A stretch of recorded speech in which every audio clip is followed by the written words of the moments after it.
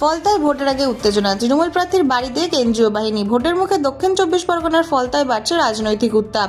ভোটারদের ভয় দেখানোর ভোটার কার্ড কেড়ে নেওয়ার অভিযোগ ঘিরে বিতর্কের কেন্দ্রে তৃণমূল প্রার্থী জাহাঙ্গীর। অভিযোগের ভিত্তিতে তার বাড়িতে পৌঁছায় কেন্দ্রীয় বাহিনী। সঙ্গে ছিলেন জেলার পুলিশ পর্যবেক্ষক অজয় পাল শর্মা। তিনি সরাসরি সতর্কবার্তা দেন, কোনোভাবেই ভোটারদের প্রভাবিত করার চেষ্টা বরদাস্ত করা হবে না। প্রশাসনের দাবি, নিরপেক্ষ ও শান্তিপূর্ণ নির্বাচন নিশ্চিত করতেই এই পদক্ষেপ। तो फिर अच्छे से खबर लेंगे, फिर बाद में रोना पछताना मत।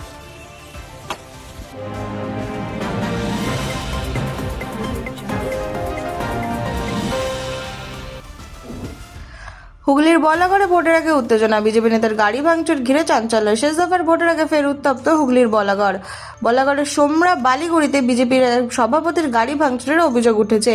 অভিযোগ, গভীর রাতে অজ্ঞাত দুষ্কৃতীরা এই হামলা চালায়। বিজেপির দাবি, এই ঘটনার পিছনে তৃণমূলের হাত রয়েছে। যদিও সমস্ত অভিযোগ অস্বীকার করেছে তৃণমূল কংগ্রেস। ঘটনার খবর পেয়ে দ্রুত এলাকায় পৌঁছায় পুলিশ ও কেন্দ্রীয় বাহিনী। পরিস্থিতি নিয়ন্ত্রণে আনতে এলাকায় টহলদারি বাড়ানো হয়েছে। ঘটনাস্থলে যান বিজেপি প্রার্থী সুবর্ণা সরকার এবং দোষীদের দ্রুত গ্রেফতারের দাবি জানান।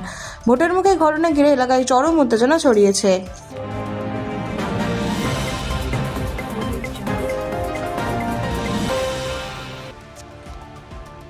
শেষ দফার ভোটে নজর গোটা রাজ্যের। শান্তিপূর্ণ ভোটের আশ্বাস নির্বাচন কমিশনের।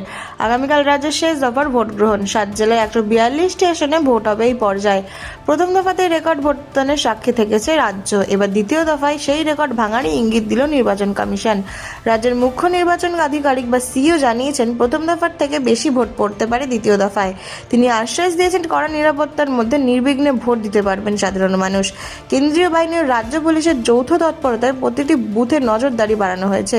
নির্বাচন কমিশনের দাবি, এবারও শান্তিপূর্ণ অবাধ ভোটই হবে। এটাই লক্ষ্য প্রশাসনের। এখন দেখার শেষ দফায় ভোটের হার কতটা নতুন রেকর্ড গড়ে।